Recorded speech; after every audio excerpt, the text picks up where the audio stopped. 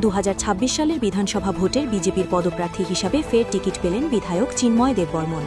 সোমবার দলের প্রার্থী তালিকায় তার নাম জ্বলজ্বল করছে। টিকিট পেতেই এদিন তিনি দলীয় নেতৃত্বকে ধন্যবাদ জানান। এর পাশাপাশি সাধারণ মানুষকে অফুরন্ত ভালোবাসা দেওয়ার জন্য কৃতজ্ঞতা জানান। তার বিধায়ক থাকাকালীন কোনো আপত্তিকর ঘটনা ঘটেনি বলে তিনি জানিয়েছেন। ছোটখাটো কিছু ঘটলে সব তৃণমূলের চক্রান্ত বলে দাবি করেছেন, যদিও বা তৃণমূল সব অভিযোগ অস্বীকার করেছেন। জানা গিয়েছে 2021 সালে চিন্ময় দেববর্মন প্রথম গাজলী বিজেপির হয়ে টিকিট পান, সেখানে জয়লাভ করে বিধায়ক হন। পরবর্তীতে তিনি 5 বছর মানুষের সেবা করেছেন বলে জানিয়েছেন। এবার টিকিট পেতে গেরুয়া আবির খেলায় মেতে ওঠেন। দলীয় কর্মী সমর্থকেরা শুভেচ্ছা বিনিময় করতে আসেন। মালদার গাজল থেকে শামীম রেজার রিপোর্ট।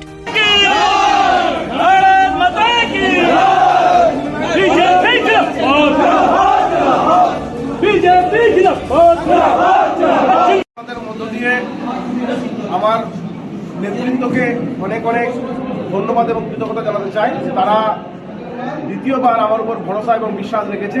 তাদের মনে হয়েছে যে 5 বছর ধরে ভারতীয় জনতা পার্টির প্রতীকে যে তার বিধায়ক তার নিজের দায়িত্ব পালন করেছে এবং আগামী দিনে আবার সে দায়িত্ব পালন করার সুযোগ তারা দিয়েছে।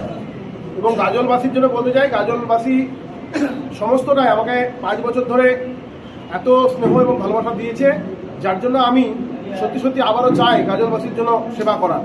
কারণ এই 5 বছরে কোনো অপ্রীতিকর ঘটনা ঘটেছে এরকম নেই। ছোটোখাটো দু একটা ঘটনা ঘটেছে যেটা শাসক দলের পক্ষ থেকে চেষ্টা করা হয়েছিল, কিন্তু তারপরেও গাজলবাসী এতটাই সেই সমস্ত ঘটনাকে নক্কারজনকভাবে দেখেছে বা নিন্দনীয় বা নিন্দার ঝড় তুলেছে যে তারা আমাদের কাছে মাথা নত করেছে। এবং আগামী দিনে শুধুমাত্র এইটুকুই বলাই, গাজলবাসী আমাকে আশীর্বাদ আমার উপর রাখবে এবং সেই আশীর্বাদ নিয়ে আমি গাজলের প্রকৃত উন্নয়নের জন্য পরিবর্তন করার যে ডাক আর নরেন্দ্র মোদীজি দিয়েছেন, বিজেপি কেন্দ্রীয় নেতৃত্ব দিয়েছেন, সেটাকে সফল যেন করতে পারে।